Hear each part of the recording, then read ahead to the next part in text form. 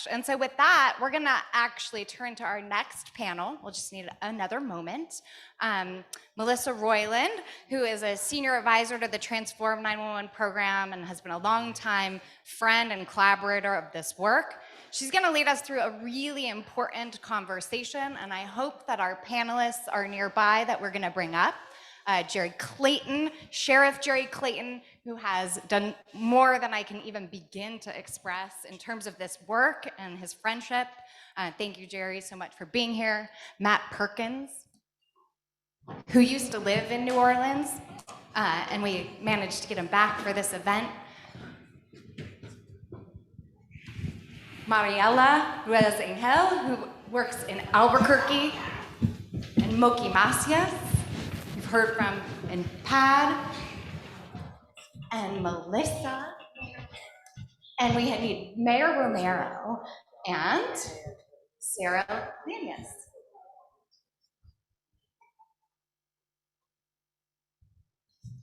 Thank you so much, everyone. Hi, everyone. This is always the coveted spot, right after lunch. So I appreciate you sticking with me, thank you, Mayor, as we explore these amazing bright spots. Can we turn to the slides, please? So I'll just introduce myself. I'm Melissa Reuland. I'm a senior advisor. I've been working with Rebecca for many years and as a consultant now to the Transform 911 project, and it's really been the most amazing. I'm going to use amazing a lot, so I apologize, but it's been an amazing experience, maybe the top professional experience of my career. I'm very, very happy to be here with you all. So we can start with the first slide. I can't see it. Can you guys see it? Still.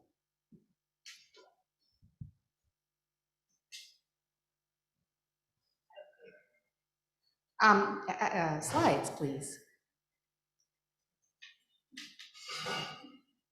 So lunch was good. We were joking that I'm good at vamping, so it was a little spicy for me, but that's just me. Okay, there we go. Next slide, please. That's not it.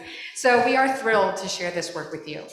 It is a very fun type of experience, right? To say, what are we doing well? And I think I want to mention that we learned from so many in this community about what is going well.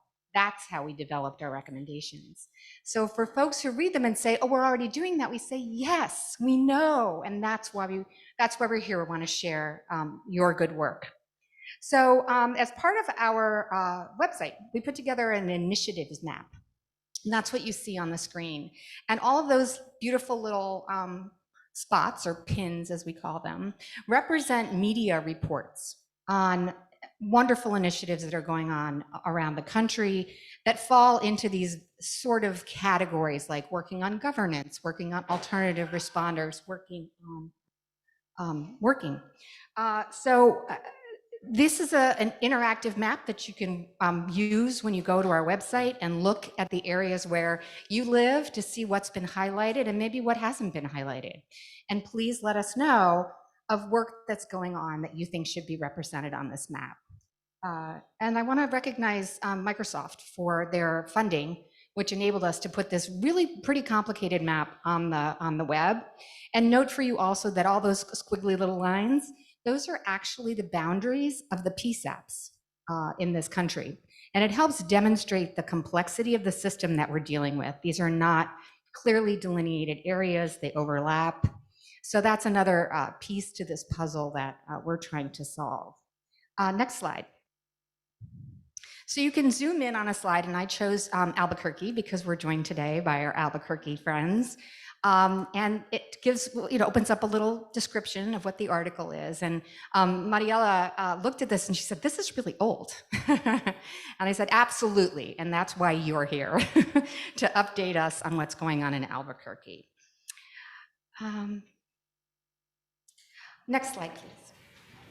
So when you get around to looking at the actual blueprint, you'll see that we have defined something called a first responder ecosystem. And the first responder ecosystem includes 911 professionals, police, fire, and EMS, but it doesn't include them alone. We're opening up this basket, and we're including alternative responders, including people who can respond out for domestic violence or mental health and substance use crises, people that can address interpersonal conflict, or a whole variety of things that maybe don't require an armed police response. And so we talk about responders who encounter these same or similar threats. They can be deployed by 911, 311, or can exist in the community and be used prior to. And it includes responses from these community-based organizations we've been talking about, right, that provide treatment, support, conflict resolution. And it can be virtual or in person. So it's a really broad net. And one of the reasons we're drawing a distinct circle around this ecosystem is because we believe there needs to be better parity in how the responders in this system are treated, how they're supported, and how they're paid. Next slide. I'm going to draw your attention to the fifth recommendation, or the fifth point in our 7-point plan, ensuring the right response at the right time. This is our North Star. And we've heard a lot about it today, and we're going to hear examples of how we achieve this North Star in this panel. We're calling for a significant investment in a diverse ecosystem of responses to callers to put the right response at the right time. So let's get started.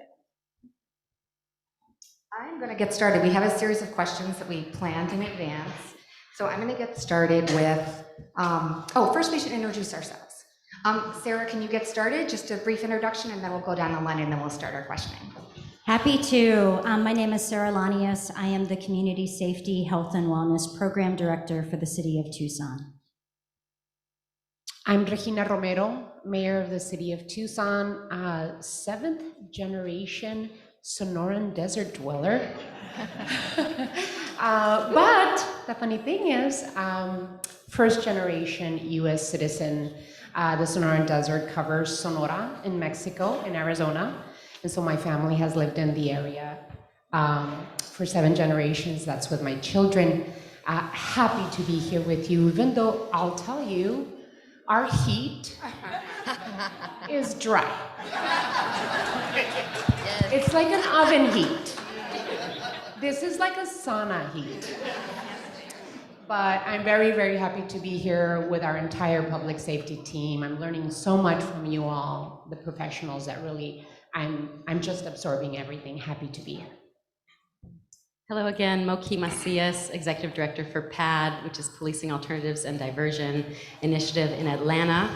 And I will just say, as somebody who comes from another land of dry heat, New Mexico, my adopted home of Atlanta has really grown on me. And I will defend the wet heat of the South. Good afternoon, everybody. My name is Mariela Ruiz-Angel. I'm the director for our newest department, the Community Safety Department, a third branch to public safety. And I'm honored to be here. And similarly, from Albuquerque, we get a little bit of rain, but it is dry heat, so I'm feeling it too. But skin's glowing, right? We're all glowing. We're all glowing. I hope this will, yeah. Hi, I'm Matt Perkins. I need to defend humid places, coming from Maryland and the DC region, and recently living in New Orleans, where my daughter still lives. You always got to look at the bright side of things here. This is nature's moisturizer. This is good for your skin. All right. I'm a program director for a large national nonprofit local initiative support corporation, LISC. LISC has offices in 38 cities around the country, a rural program that works in over 2,000 counties in 45 states. LISC does nothing on their own. We're totally reliant as an intermediary on local nonprofits. And as we have this discussion, I want us to keep that front and center of making sure that as we look at how to re-envision emergency responses, we think that of how to cede control to people who live in the neighborhoods that are most impacted, and keeping at the forefront of our minds that neighborhoods which lack access to money and power, first and foremost, need money and power. Good afternoon, my name is Jerry Clayton. I am the sheriff of Washtenaw County. That's in Ann Arbor, Michigan. And since everybody commented on heat, 100 degrees is 100 degrees. Dry, wet, This brother's hot. This is my fan. So do not hold it against me because it will be on. I agree. And, you know, if you know some of the work that we do, even from the seat that we sit in, it's got to be community centered. If it's not community centered, not reflective of community values, it's not consistent with community values, we cannot be helpful or impactful. So I'm really looking forward to our conversation. Thank you all. And I'm going to start my questioning with Sheriff Clayton because I have a birthday coming up and I want one of those fans. Okay, so Sheriff Clayton, can you tell us about what communities need to do before jumping into offering alternative responses? Yeah, I think a lot of the conversation has happened already. Some of you are already doing wonderful things. I forgot to say how honored I am to be a part of this. Our sheriff's office has dispatch is one of our major divisions, so I'm not against the separation. I think it's the right thing to do. But I thought I knew about dispatch till I got into this world. I had no idea, so I'm really happy to be a part of this. Yeah, I think you have to start with outcomes in mind. What concerns me about the move around reimagining and envisioning and reform is that people are in such a hurry to see the change they want that we're not taking the time to take a step back and plan for it. And I'm always worried, I forgot to say this too, before I was a sheriff and after I'm a sheriff, and I've been on this planet for 57 years, I'm a Black man. So that influences everything that I do and how I think about everything. So the sheriff thing is the second part. So I'll go back to this. When we don't plan, we oftentimes harm the people we say we want to help. Now, I've heard all day about our focus on people of color and communities that have been disadvantaged. But I've also seen examples when we've gone down this path and not planned, and those are the communities that continue to be underserved. So we believe in mission or outcome. That drives the strategies you put in place. Then that drives the structure. Whatever that structure is, we're going to talk about what's the right alternative resources, right? And then we talk about finances. I'll leave with this piece. In the public sector, we do it wrong. We always talk about money first, right? Once we talk about money, we restrict our creativity and everything that goes along with it, and we can't be as effective. Thank you, Sheriff. I'm going to go next to Mariela and ask, why is it important to be mindful about how the community starts doing this work? Yeah, so I want to back up. As I was thinking about our heat, I failed to talk a little bit about ACS and just where we're at on that. You know, why we're here. So the Albuquerque Community Safety Department, ACS, was started in 2020 as a response to Black Lives Matter and the murder of George Floyd. And so we had already been in conversations about what this, right before, when they talked to me, and how I was convinced was, they said, what do you think about a department of social workers? Well, I'm a social worker, so I was like, I love that. Little did I know that we were going to be having a movement on this. And so I will say that we are independent from police and fire and work collaboratively, and we've staffed over 48 first responders, and I call them first responders because in the conversation we talk about alternatives and 911 dispatch. And they're social workers, counselors, peer support workers who are out on the streets doing this work. To date, I'm very proud to say, since September that we actually implemented, we've taken over 12,000 calls, and more than half of those have been diverted from APD, from our police department dispatch. That's huge wins for us. I also am very proud to say that our Mayor Keller, and our city council, with the data, and we'll talk a lot more about that, have supported this and wholeheartedly are behind us in growing this, and have given us more money in the new fiscal year to double our fleet. So we'll be at over 100 social worker, counselors, peer support workers out in the field, dispatched through our 911, 311, and referral systems that we have in place. So very excited. And I will say the last thing is that as we grow these, I think when we go back to the question about why is it so important is to really understand the needs, right? I think one, it's the community at the forefront, right? So when we started ACS, that was 6 months of the conversation was about what does community want? And not just what we thought they needed, right? Or even just organize, but to actually go into some of our homeless encampments, to go into some of these neighborhoods, knock on doors and say, hey, this is what's potentially gonna happen. What does this look like? what do you want us to look like out in the field, right? So that when someone does approach your mother or grandmother who might have Alzheimer's and has wandered off, that they're not triggered or that they're not alerted in a way that might then make things worse. So even down to cars and language and culture and backgrounds, those are all things that really have to be at the forefront of community first. And then as we think about how we create these is then to have that always in the forefront. So I think that's important. Secondly, I also think it's, as I've now been talking to lots of other cities about creating departments, which I love, because creating departments, creating programs it's hard. Creating departments, it's an overhaul. And it takes a lot more money and funding. I will say hard money that we have received $15 million now of general funds. So again, also proud. Yeah, no soft money, although we love philanthropic funds, just for our foundations out there. But the reality is that what does your city look like, right? I've had some cities who have no co-response, no sort of understanding of what the actual model might look like, and then want to jump forward into a big department on let's create this huge system, right?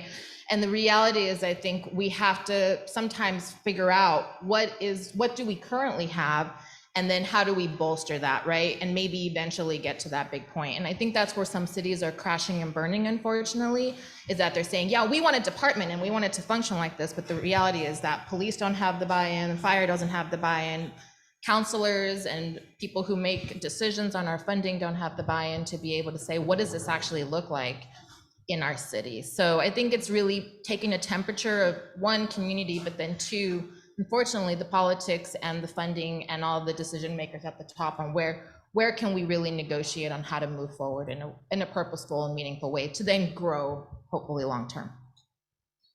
Thank you, absolutely. And to give us an example of what a co-responder team might look like, I'm going to ask Matt to tell us about the work that he is doing with the Providence Police Department, a program called Clinicians on Patrol. How is it set up? Yeah, oh, well, I could go on for a long way.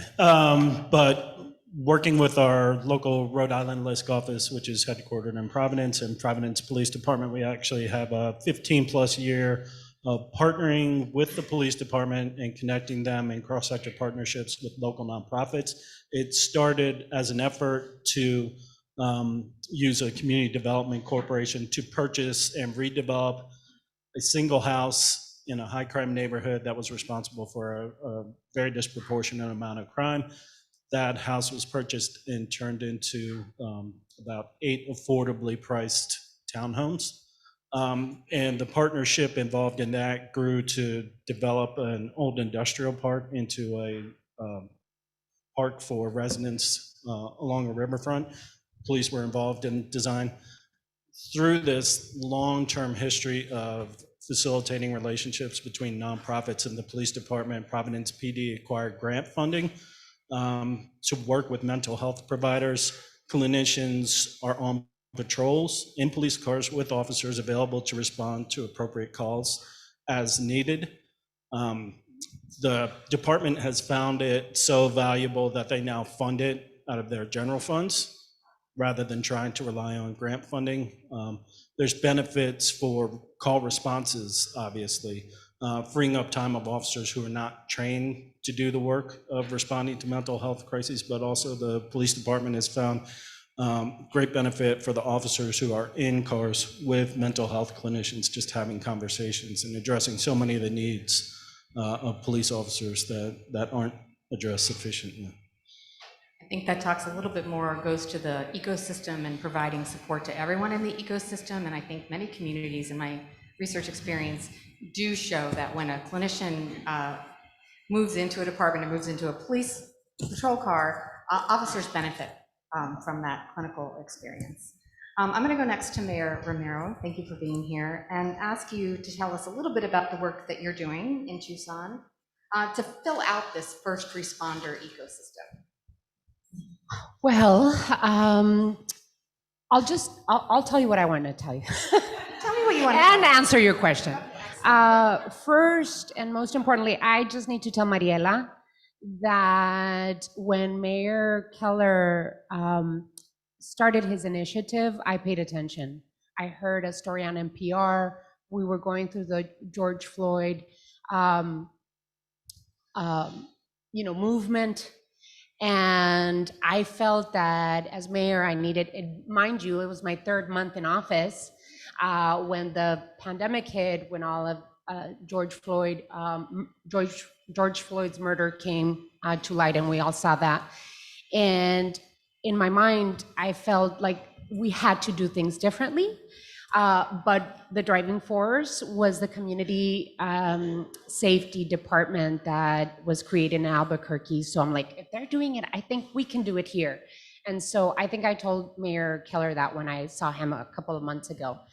And so with that idea of wanting to change systems, I really came to my colleagues on the council. First, I actually went to the chief of police because we had our own in custody death in Tucson. And that's when I decided to announce that we are going to deal with mental health, behavioral health, addiction issues, homelessness differently in Tucson. Because what we have is not working.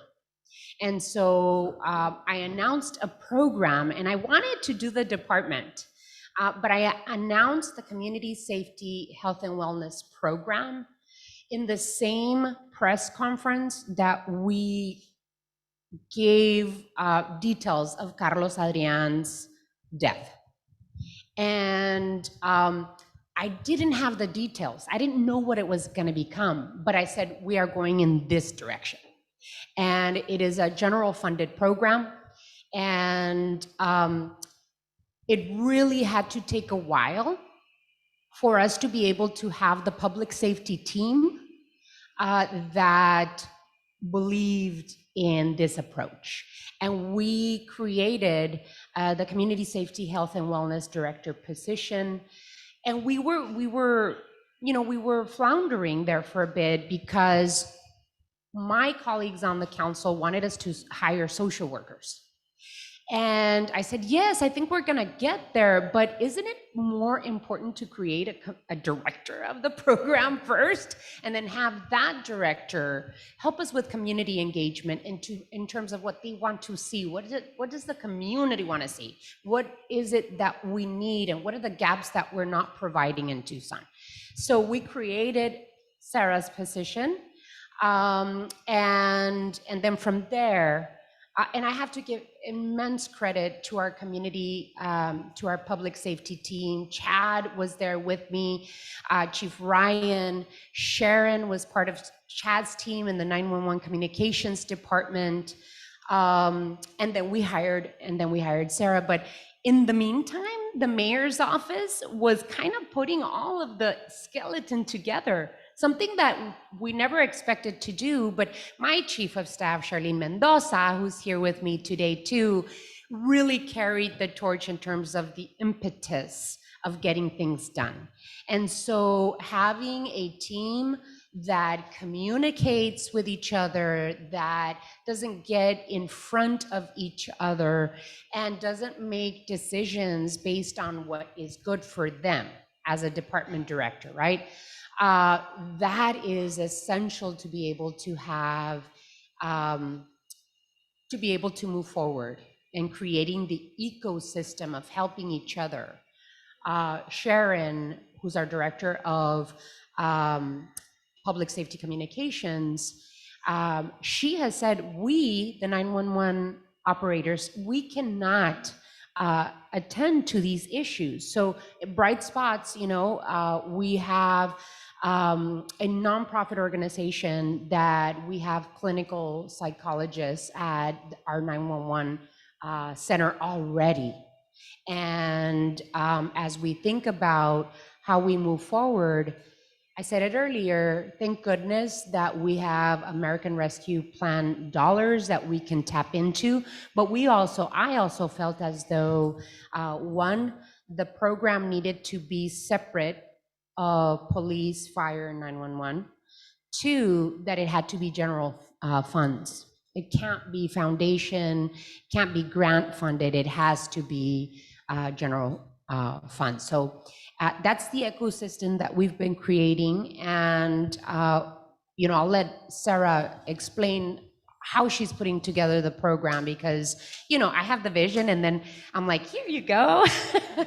It's them, they're the ones that actually put the vision and believe in the vision and put it to work. Thank you.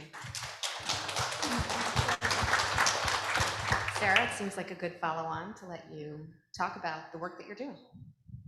Yeah, thank you. It's always so good to get to listen to the mayor kind of talk about the work that we did, because it's important to just be reminded that, like, yeah, there's been a lot of time, there's been a lot of community voices, asking us to move, and we have been moving, and it's not been perfect, and certainly hasn't been as quick as we would like, but sometimes you have to go slow to go fast, right? To lay that foundation. So thank you. We are, working on bringing forward a number of bright spots in Tucson. And so the way that I like to think about the Community Safety, Health, and Wellness Program, given that I am situated within our city manager's office, I have the ability to work across departments. I love the fact that I'm able to be here today with my public safety director colleagues. And so I really see our program as the connective tissue, both amongst the kind of direct service frontline folks that are working within the city, but then also really to tap into the resources within our community, right? Both informal and formal, who are often doing really, really amazing work, but might not be on our radar, or we might not be partnering with them in the most effective way, right? In a way that really helps to move their mission and values forward and help us to be better and be right in community, right? And so that's a lot of the work that we're doing.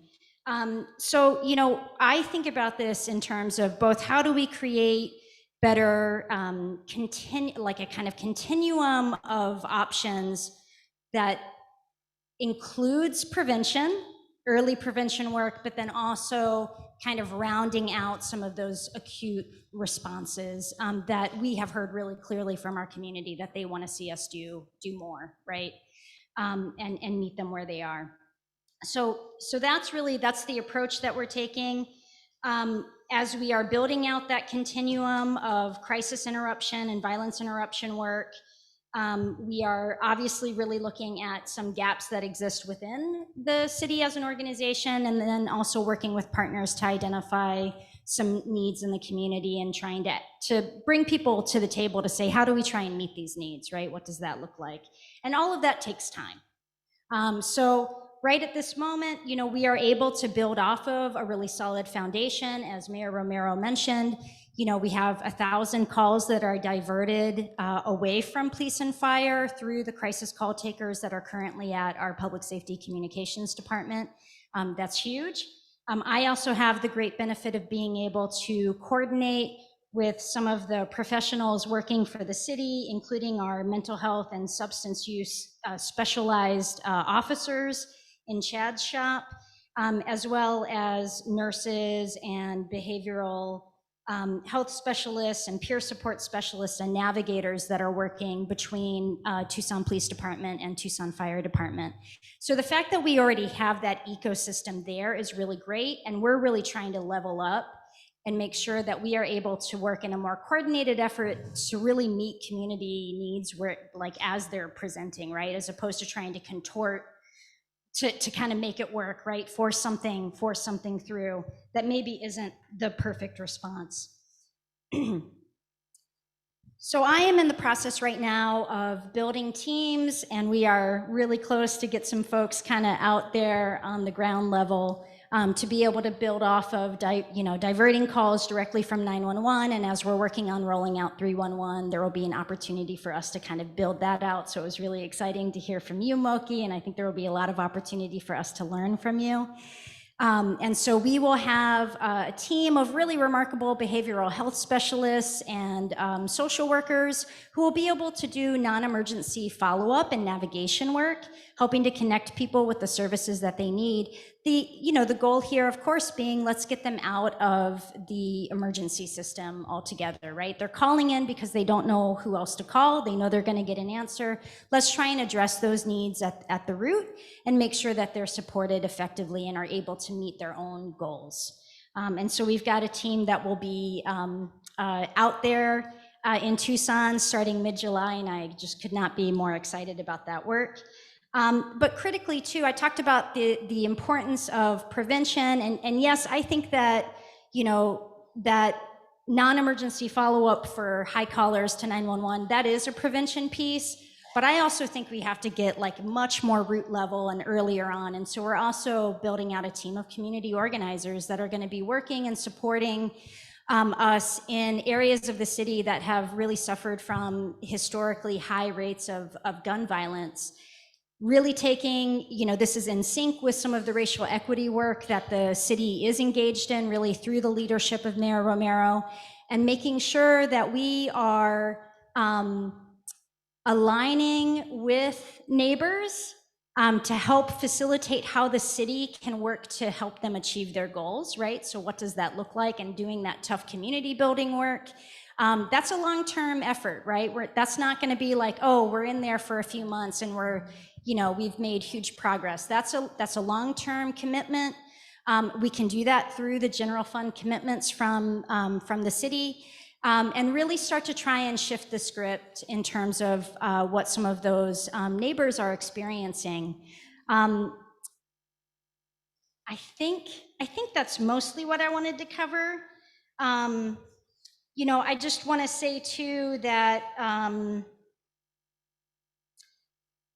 as we continue to do all of this, and it was really great to listen to the earlier panel, right? I mean, thinking about how we really center not only like community engagement, but co-creation and design, right? So I know, these are things that we're working on right now based on the feedback that we've already been getting, right? Based on really the demands coming from the community, but we're not stopping there, right? It's not just going to be these two teams. We know that more work is needed.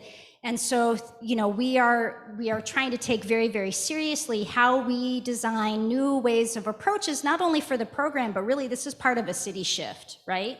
And how do we make sure that as opposed to saying, hey, we think this is what we're going to do, give us some feedback, we might tweak a bit to actually say, okay, here's some opportunities that we see, can we co-design this, right? So what does it look like? So I'm really interested when, now that we have this non-emergency follow-up team that can do some of that navigation work, as we're ready to launch 311, that's a really great opportunity for us to say, okay, we've got some experience, we're building some credibility on the street with community, come in and really help us build out, what do you want that response when you call into 311 to look like, right?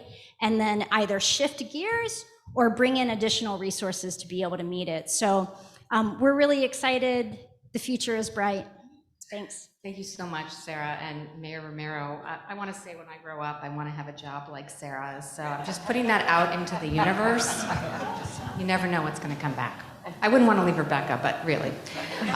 Moki, you talked a little bit earlier about the work. Obviously, PAD is dispatched through 311, but you're moving to an additional method of referral from 911. Can you talk about that, how that's going and how you're building those relationships? Sure, yeah, and I'd like to just lift up, of course, when we talk about transforming the 911 system, and when we talk about alternatives and additional first responders that are needed, I know we spend a lot of time often talking about crisis situations, right? We talk about those instances where somebody may be experiencing a serious mental health emergency, but what we spend less time talking about are all of those other calls that are coming into 911.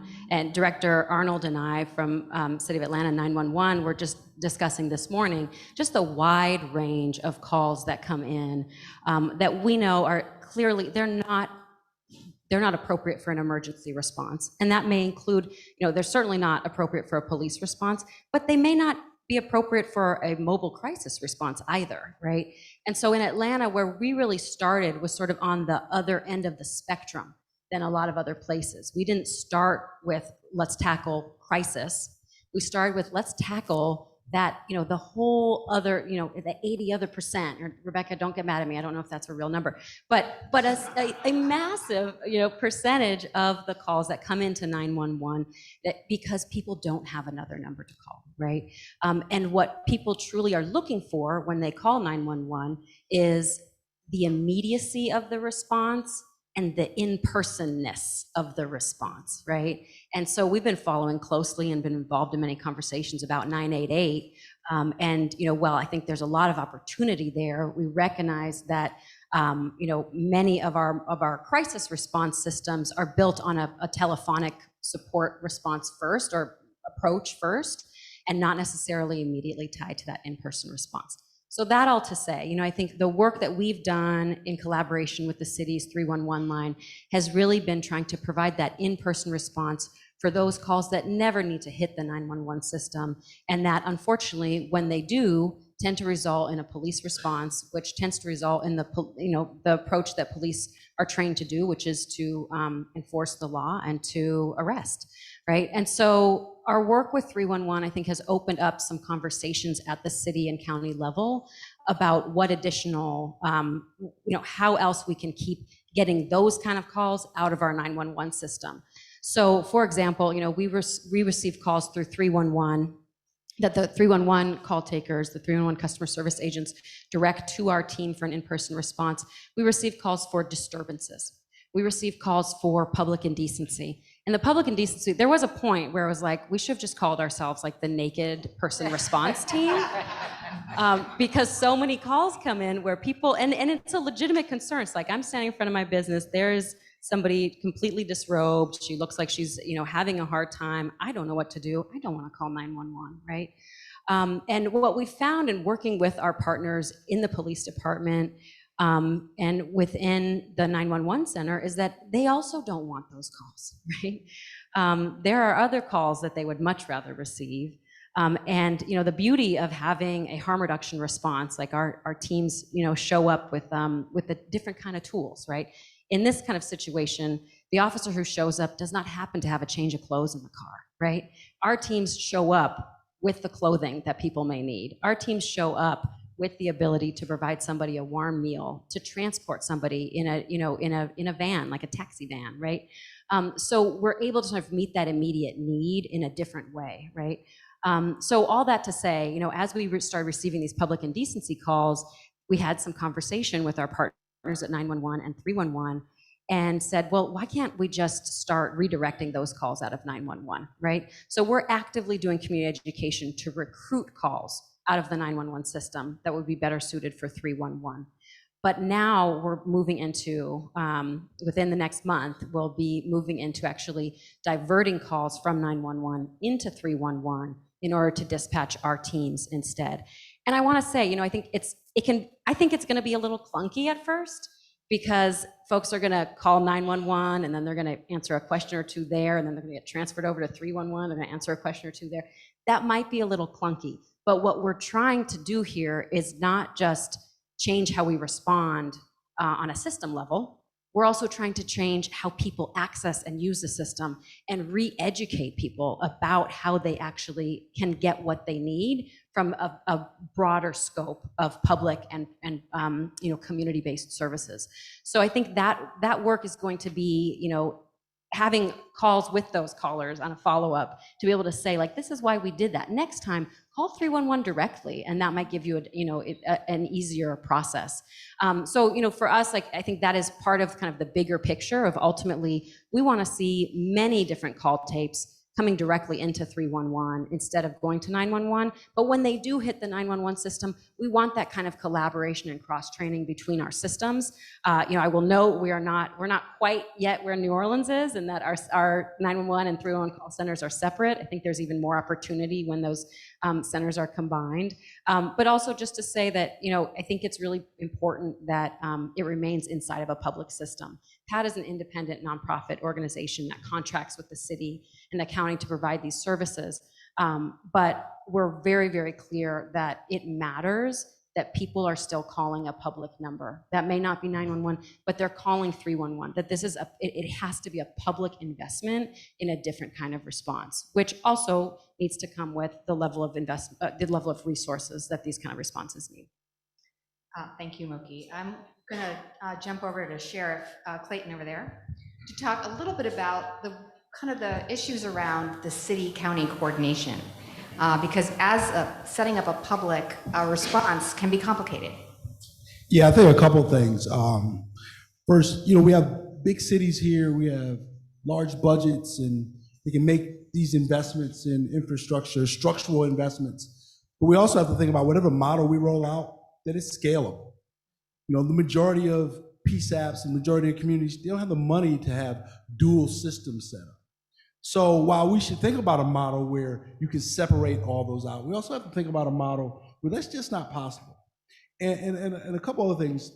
And the other part that concerns me a little bit is the cleanness in which we talk about, where you could either send the police, or you can send a clinician, or you can send this. Those situations aren't that clean. There's crossover. So we at least have to acknowledge that. So in Washtenaw County, we talk about this continuum of community responders, understanding that there's a whole list of community responders. There's criteria for making those decisions. Sometimes you have to send both. Sometimes you send both and one leaves. So you have to have that discussion and build that model out.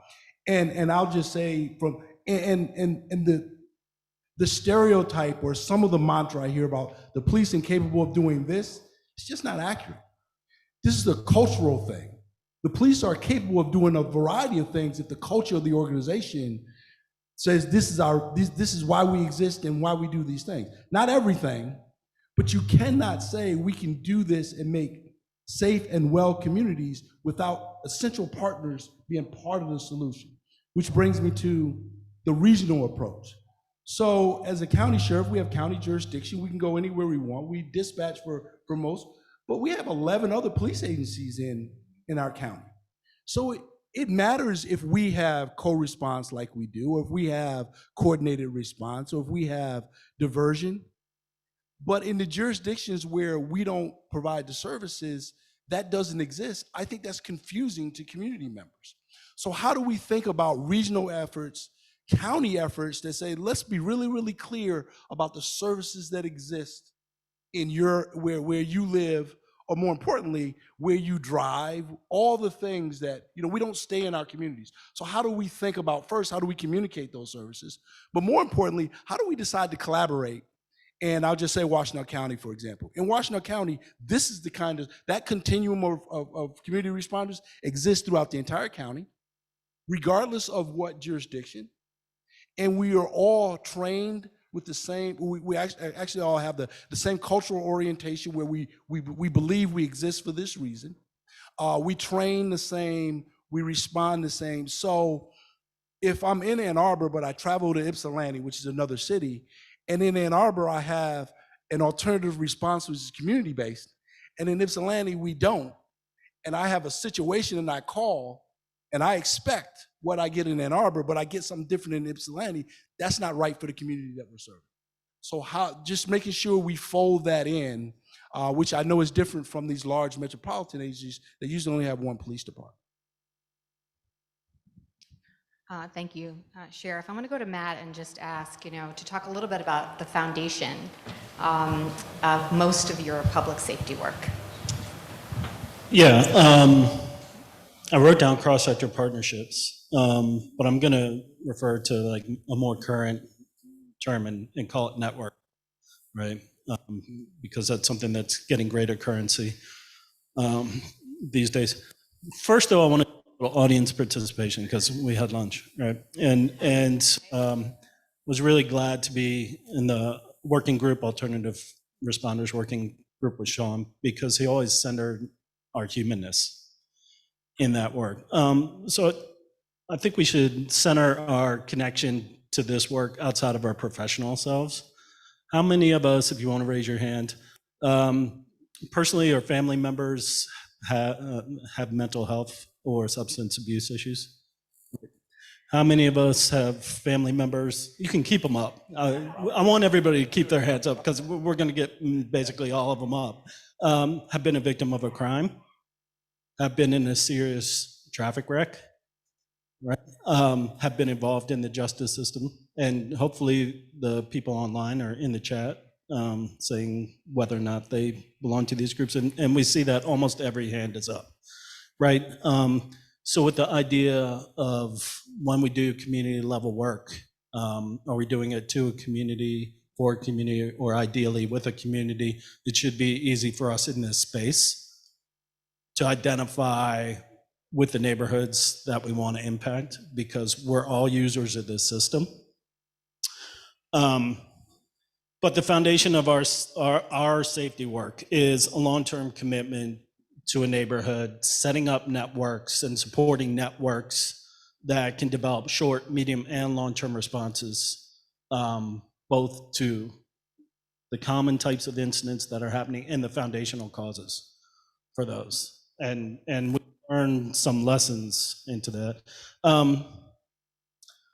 You know, first and foremost for me, and I wrote it down in pink here so I wouldn't forget it, but just the need to really consciously develop a infrastructure around not just response, which we have in most places. And by developing an infrastructure, I'm talking about things like permanent funding, right? So we have a response system in place. We know it's going to be in the budget every year. Intervention, we're starting to experiment with that. We're in an age of experimentation around responding to public safety needs and public health needs. But too often, these experiments are not treated as necessary infrastructure. We work with researchers on community violence interventions.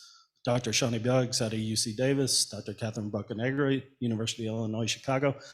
You know, in their research, one of their biggest findings is people who are doing outreach as part of CVI efforts have no job security whatsoever, no career pathway, no benefits, often have to stop working because money runs out. How can we expect to be have a holistic response if we only treat one part of our response as permanent, right? And then the other element that we need infrastructure in addition to response and intervention is prevention, right? There's a lot of permanent prevention work, but it's not organized as something meant to prevent crime. And there's in very few places an organizing body that can seriously bring together even governmental partners, let alone community partners, to think about how do we make this all work systemically. So that's a number one. The second lesson learned, I think, again, bringing my humanity to this. I lived here. I moved down because my daughter went to school here. She went away to grad school. She's back here. She's so smart. She's in public health. She works on topic that they refer to as decolonizing healthcare. The idea that healthcare systems have been designed in a top-down manner, and people go to communities and tell people how healthcare is going to be run. This is how we're going to do it. And I think I try and borrow that, right? Because it perfectly describes responses to community needs around safety. And how do we give control to neighborhood partners and support them? Sean mentioned before the need for asset mapping. Well, we have nonprofits that do asset mapping every day, right? You talk about community violence interventions needing credible messengers. These are credible messengers, often people with lived experience in the criminal justice system, right? They are there, but we too often, even when we rely upon them, don't ask them how we should work, what the work should look like, and what we should consider success when we do work for that. And keeping in mind that when we work with community organizations, we're reaching out to them because they have something we don't have, right? But we can't just throw some money at them or throw responsibility at them without also going to them and saying, what is it you need to be a strong organization, right? I was talking to Dave before, asking him to join us in LA County. We're helping with a diversion program that is going to rely on small and medium-sized nonprofits, right? And they can get money from the county, but what do they need from the county? So we've helped build out an incubation academy that can talk to them about HR policies, about budgeting, about board governance. How do you set up a permanent and strong organization so that you can keep doing this work, right? And hopefully, as a nonprofit, not be completely reliant on one funder. And then something that's been part of my 25-year career in community-based crime prevention, right? We always talk about people. Our entire system is built towards helping victims, identifying offenders, not recognizing that those are often the same people just on different days of the week. But also what we don't recognize is physical space and the incredible role physical spaces play in whether or not a neighborhood is safe, down to microspaces, a growing body of evidence showing not just in the importance of physical spaces and how much of an impact the wrong space can have on a community, but how much an intervention aimed at a physical space can impact the people who live around it, right? And thinking about that, and from practical experience, I have to say that if you're talking about building relationships, building trust, it's a lot easier to start that process, especially for police, if you go in with community members and say, let's look at this lot, rather than let's look at 13-year-olds in your neighborhood, right? It's an avenue toward building trust, showing each other that you're committed to the work, trust through action. And that's it. I'm probably going on too long. No, that was very important. And we talk a lot about collaboration, and I'm going to ask Mariela to say a little bit more, but it's easy to say let's collaborate, but what these guys are talking about is sort of a little bit of the nitty-gritty, which is really so important to understanding. Mariela, would you like to talk about the collaboration? Yeah. Well, I think, I don't know who it was, but they were saying like, stay in your lanes, let's figure out who does what. When we first came to police and fire for this, this was right in the middle of the defund the police movement. So I will say, like, off the bat, everyone was already like, we don't want to work with you. We're going to get hurt. Y'all, we're going to have to save you. And that wasn't the worst of it. We had the unions to then have to think about, and that was worse. That was bad. And so interesting enough, it was a very slow, and I love the slow to then move forward quickly, but it was a slow process with having to figure it out and having to get their input and having to hear their fears, right? Because a lot of those comments were from fears. What's going to happen to my job? What's going to happen to our funding? What's going to happen? Which luckily Albuquerque never had to pull funding from our police or our fire department to fund ACS. So interesting enough, I think that process, and I think you said it, Sheriff, too, is like, how do we bring in all the right partners? We have a monthly call with our sheriff's department, our police, fire. I mean, it is the DA's office. I mean, it goes on to talk about how do we better communicate? How are we dispatching each other? How are we coordinating efforts? We respond to county calls all the time, and our police don't, because we got sheriff's department, but the reality is like that conversation and that having each other's back has really become what I will say probably the hardest part and the best part when you can really find the click. Now, that's to say that that doesn't even include some of the dynamics that we have when we bring community. And so I will say that love the conversation we had earlier, the little fire chat, because it's bringing police and community. Quarterly I've been going to these events where we bring a social worker, an abolitionist, a police officer, and somebody with lived experience to have one of these fire chats in different ways in different areas of the community, so that we can really truly understand each other's perspectives and understand each other's lanes, but knowing that it's not as clean as it is, right? Couldn't tell you how many calls we love naked people. We should really. Now that it's hot, it's pretty out there.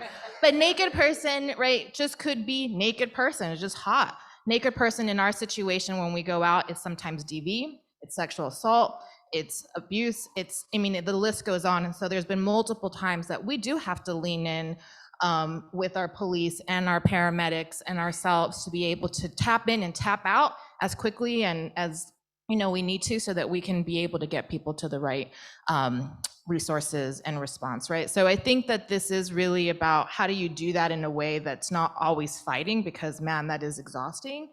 but how do you do it in a way that's respectful of each other's lanes, but knowing that at some point those lanes are going to work. So I will tell you, like, once you get things going, and love Tucson, and love to, once you guys get that going, or feel free to come to Albuquerque. One of the things we did right off the bat is we got 911 dispatchers, we got police officers, myself, we all went on ride-alongs with each other, right? So we were able to let police officers know, go with us in the car, see what this looks like when we actually go to one of these calls that we're diverting from you, to see what, one of the first calls we went out to, there was a man who came out immediately with his machete, like a 4-foot machete, and like, one of the police officers, he was, right, we said, come in civilian clothes. He immediately, I watched his jerk reaction, and I was all, nope. And so immediately our responders were able to say, hey, we're not police, we're just here to check on you. And that guy lowered his machete, and then we asked, can you put it down? And he was happy to do it. We were able to get in between him and the weapon and able to get him to services, right? It's that kind of response, right? For just something that was a welfare check that we were able to go to that didn't require a badge or a gun. And it saved police time. I'll also say, because I know we're probably running out of time, but we've now just, and we're at the very beginning, and I will always give credit to our police who are working hard on the reform aspect, but just before we got on our flight, I got a call from our mayor who said we pulled the use of force cases, and since you guys have been implemented, we've seen a reduction. And so we're hoping that's the correlation. That's the coordination. Exactly. Moki, can you talk a little bit about the impacts in your community that you're seeing? Oh, I totally thought. No, sorry. We were talking about, do you remember? We were talking about qualitative impact? Yes. Yeah, just briefly, I think, and it kind of goes a little bit to what I said earlier about that, we're trying to really shift the culture of how people use the public systems and access community-based resources. And so, a big part of what we do is we call people back who provide their information, right? And I think that piece of us just really hearing from community members about what worked and what didn't work when our team went out is really, really important. It helps us provide that feedback to our colleagues over at 311. It helps our team understand what might have been more effective in that moment. But I think it also really allows us to have those kind of conversations with people about the resources that exist, right? That, people call because there's an element of frustration there of like, well, why am I seeing this person again? Or like, why does it seem like, this person just can't get the help they need? And so it allows us to have those conversations with them about, the fact that we don't have a crisis center in our community that people can walk into outside of our safety net hospital, right? That we don't have a detox center in our county at this point, right? And it has created the ability for us to then work alongside community members to advocate for those things, right? And just to recognize that the 911 system is a pathway to what people actually need, right? Or it should be, right? Similarly, the 311 system can be a pathway to what people actually need. And for our teams, our sort of first responder teams ourselves, our teams are the connectors, but we cannot be the system itself, right? So I want to highlight that piece in terms of the impact that we have. I think is the ability to have those conversations with community members, to be able to provide that immediate, alternate response, surely. But ultimately, I think the bigger picture is that we can actually help our communities advocate for more resources that people actually need. And it kind of becomes a full circle to prevention, right? That if we know that anybody who needs it can walk into a place that will treat them well, that will connect them to what they need, that anybody who needs it can access a safe place to sleep at night that is not a large congregate shelter, right? With restrictions about what you shouldn't have drank that day, or what ID you have, or what tests you've done, right? But if everybody who needs it can actually access what they need, we aren't going to need the kind of response that we have consistently relied on to hide people, to punish people, and to not actually solve the issue at all, right? But instead to sort of kick, to kick this issue of disinvestment and lack of investment sort of down the road. Just one last piece on this, I just also want to highlight that, I think it is, there is such an opportunity for us to, as we are working alongside people to invest, to ask for more resources into the system, to really help our cities and our counties rethink how it's structured, right? Our cities are designed to, the response has always been law enforcement, right? But we actually, I want to appreciate my panelists in making this point that there has to be the infrastructure in place to be able to do that differently, right? It can't be this like, well, the county's responsible for services, the city's responsible for, law enforcement. It's like, okay, so then who is responsible for this broad ecosystem that we're talking about, and how are we baking that in to the way we do things, right? How are we baking that in to how things get funded and how decisions get made, and who's in place to be able to make those decisions and keep building out the system. Thank you, Moki. Mariela, I want to give you the last word in talking about why it's so important to support our first responders. Yeah, so from an HR perspective and from a social work perspective and a public health perspective, we think about we're now hiring folks, and what we heard from our community was hire folks from our communities, hire folks that look like us, hire folks with lived experiences who understand our issues, our dynamics, our strengths, our resilience, right? So that they're not going out as saviors, but that they're working with community.